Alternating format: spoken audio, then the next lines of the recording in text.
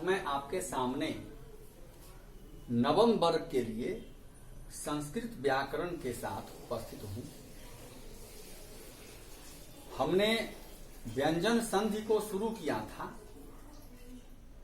और बता दिया था कि व्यंजन संधि के अंतर्गत किन किन सूत्रों की व्याख्या हमें करनी है।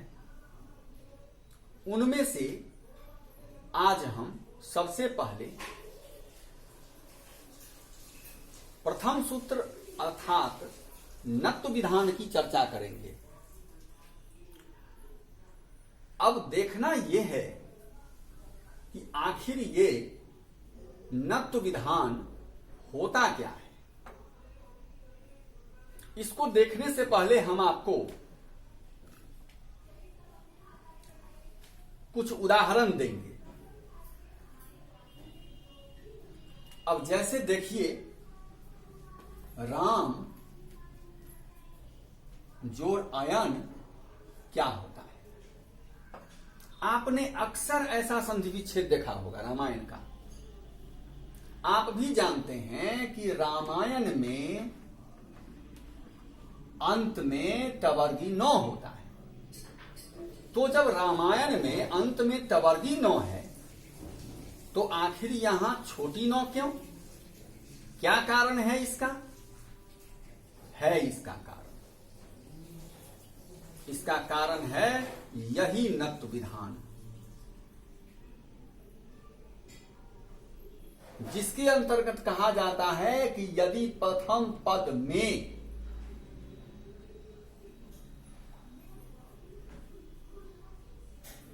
में कहीं भी यदि रॉ रहता हो, री रहता हो, री रहता हो या मूर्धन्य स्व रहता हो, तो देखिए यहां राम में शुरू में रॉ है और अयन पद जो है इसके अंत में तवर्गी 9 है। तो इस रॉ के कारण, प्रथम पद में रॉ की उपस्थिति के कारण दूसरे पद में आने वाला यह तवर्गी 9 में परिवर्तित हो गया। इसी को नत्व विधान कहते हैं। चलिए हम कुछ और उदाहरण देखते हैं। जैसे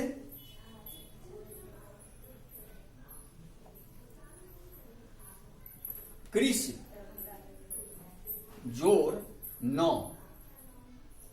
अब इसमें क्या हुआ सो देखिए, यहां पर प्रथम पद के अंत में मूर्धन्य स्व है और दूसरा पद तवर्गी 9 है। जब संधि होगी तो ये 9 तवर्गी 9 में बदल जाएगा और इस प्रकार हमारा शब्द बन जाता है कृष्ण। स्पष्ट हुआ? तो प्रथम पद के अंत में यदि मूर्धन्य स्व हो और बाद में यदि 9 आता हो, उस परिस्थिति में भी तवर्गी 9 में बदलता है। इसके अलावा भी हम और बहुत सारा उदाहरण दे सकते हैं। जैसे मातृ जोड़ नमति।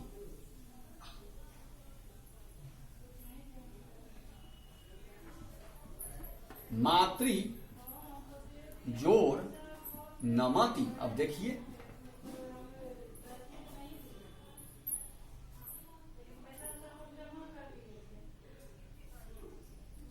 अब यहां फिर देखिए कि प्रथम पद के अंत में रीकार है, अर्थात प्रथम पद के अंत में री है और दूसरे पद के शुरू में तवर्गी 9 है।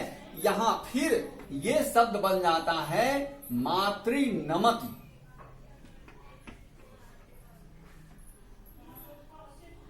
देखिए,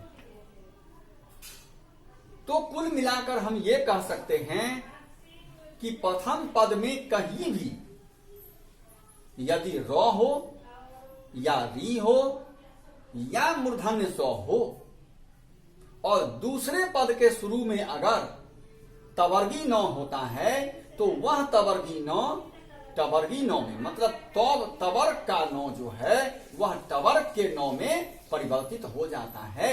यही नत्त विधान है। अब कहीं कहीं ऐसा भी होता है कि तवर्गी नौ का परिवर्तन टवर्गी नौ में नहीं होता है। ऐसा क्यों? अब अगर एक ही पद है, आगे देखिए,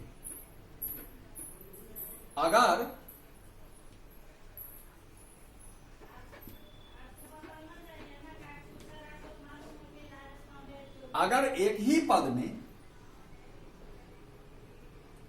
नौ के पहले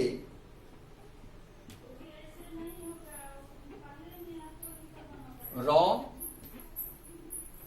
या री या मूर्धन्य स नहीं हो तो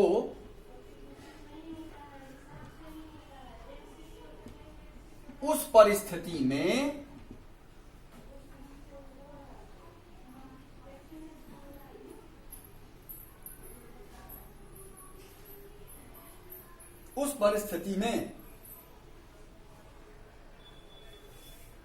तवर्गी नौ में नहीं बदलेगा।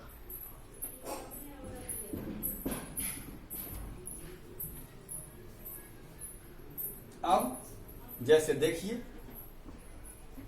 देवानाम, यहां पर तवर्गी नौ है लेकिन तवर्गी नौ से पहले रॉ री या मूर्धन्य सौ में से कोई नहीं है तो देवानाम ऐसे ही रहेगा।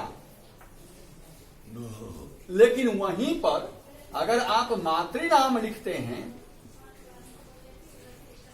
तो यहां देखिए बदल गया। तो मैं कह रहा था कि अगर एक ही पद हो और उस पद में तवर्गी नौ हो, लेकिन अगर तवर्गी नौ से पहले रॉ री और मूर्धन्य श में से कोई वर्ण नहीं आता हो तो उस परिस्थिति में तवर्गी नौ ही रह जाता है, वह टवर्ग वाले नौ में नहीं बदलेगा। लेकिन अगर एक ही पद में अगर तवर्गी नौ भी हो और उससे पहले रीकार आता हो तो उस परिस्थिति में तवर्गी नौ का परिवर्तन टवर्गी नौ में हो जाएगा। तो यही है नत्त विधान। अब मैं केवल इसका रिकैपिचुलेट कर दे रहा हूं कि अगर प्रथम पद में रॉ री और मूर्धन्य स में से कोई रहता हो और दूसरे पद में तवर्गी नौ रहता हो तो दूसरे पद के तवर्गी नौ को टवर्गी नौ में आपको बदल देना है।